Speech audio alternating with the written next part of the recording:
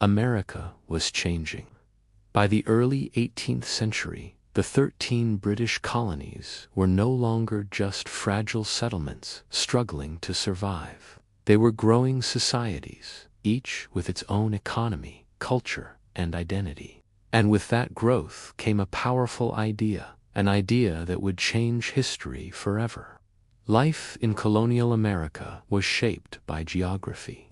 The land was vast, resources were abundant, and opportunity seemed endless. Unlike Europe, where rigid class systems defined a person's future, America offered something different. Here, land could be owned, voices could be heard, and lives could be rebuilt. This sense of freedom became a core part of the American character. In the northern colonies, known as New England, life centered around community. Small farms dotted the countryside, while fishing and shipbuilding dominated the coastal towns.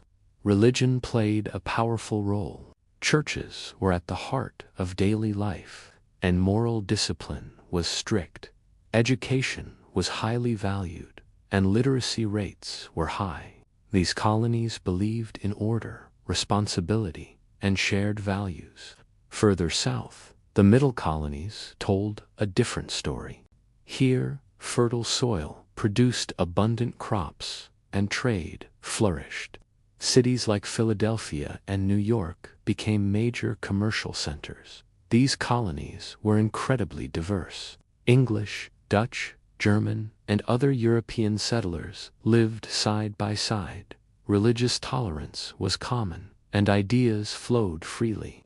In the South, wealth came from the land. Large plantations grew tobacco, rice, and indigo crops that brought enormous profits. But this system depended on slavery. Enslaved Africans were forced to work under brutal conditions, their labor fueling the colonial economy. This contradiction, freedom for some, bondage for others, would remain one of America's deepest and most painful conflicts. Despite their differences, the colonies shared common experiences. They governed themselves through local assemblies, they traded independently, and they defended their own communities. Britain was far away. Over time, colonists began to think of themselves less as British subjects and more as Americans. For decades, Britain had followed a policy known as salutary neglect. As long as the colonies remained profitable and loyal, Britain largely left them alone.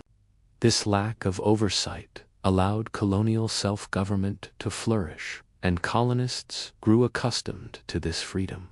They didn't realize it at the time, but this freedom would soon be challenged. In the mid-1700s, war erupted between Britain and France over control of North America. The conflict became known as the French and Indian War. Colonists fought alongside British troops, and together they defeated France. Britain emerged victorious, but the war left the empire deeply in debt. It needed money, and it looked to the colonies for answers. After the war, Britain abandoned salutary neglect. Parliament began enforcing laws more strictly. British troops were stationed in colonial cities, and a wave of new taxes was introduced. To Britain, this seemed reasonable. To the colonists, it felt like a betrayal.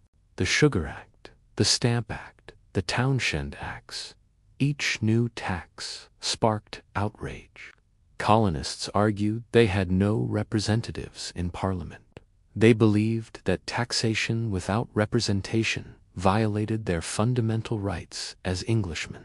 Protests erupted. Boycotts spread across the colonies. The idea of resistance began to take root. The Stamp Act was particularly infuriating. It required colonists to pay taxes on nearly all paper goods, newspapers, legal documents, even playing cards. Colonists reacted with fury. Mobs formed in the streets, tax collectors were threatened, and the act was eventually repealed, but the damage was done. The trust between Britain and the colonies was broken. Tensions reached a breaking point in 1770. British soldiers, taunted by a crowd in Boston, fired their muskets. 5 civilians were killed. The event was immediately dubbed the Boston Massacre. Colonial leaders like Samuel Adams and Paul Revere used it as powerful propaganda. The message was clear: British rule had become dangerous. When Britain imposed the Tea Act a few years later, colonists responded with one of the most famous acts of defiance in American history. In Boston Harbor, protesters disguised as Native Americans boarded British ships and dumped chests of tea into the sea. The Boston Tea Party was not just a protest. It was a direct challenge to British authority. Britain responded harshly. The port of Boston was closed, and local self-government was severely restricted. The colonies were being punished, and they knew it. Colonial leaders began to meet in secret. Committees of correspondence were established to share information and coordinate resistance between the colonies. Ideas of liberty, natural rights, and self-rule, inspired by Enlightenment thinkers like John Locke, spread rapidly. The question was no longer just about taxes. It was about freedom itself. Then, in April of 1775, the simmering conflict exploded into open warfare. At Lexington and Concord, British troops clashed with colonial militiamen. The shots heard round the world had been fired. The American Revolutionary War had begun. Farmers, merchants, and craftsmen took up arms. They were no longer just protesting.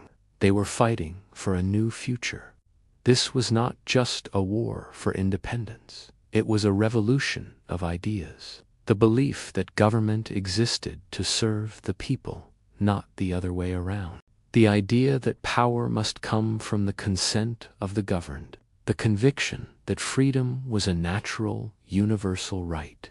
These ideas would not only forge a new nation, but also reshape the world. The colonies now faced an uncertain and daunting future.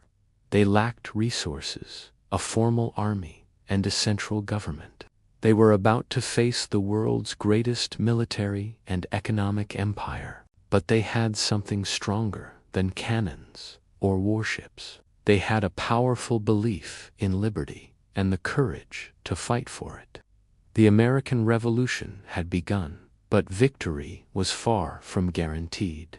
In our next video, we'll explore the war itself, the pivotal battles, the brilliant leaders, and the incredible sacrifices that shaped a nation. This is the story of how America fought for its freedom. This is the birth of America. Thanks for watching, and be sure to subscribe for the next chapter.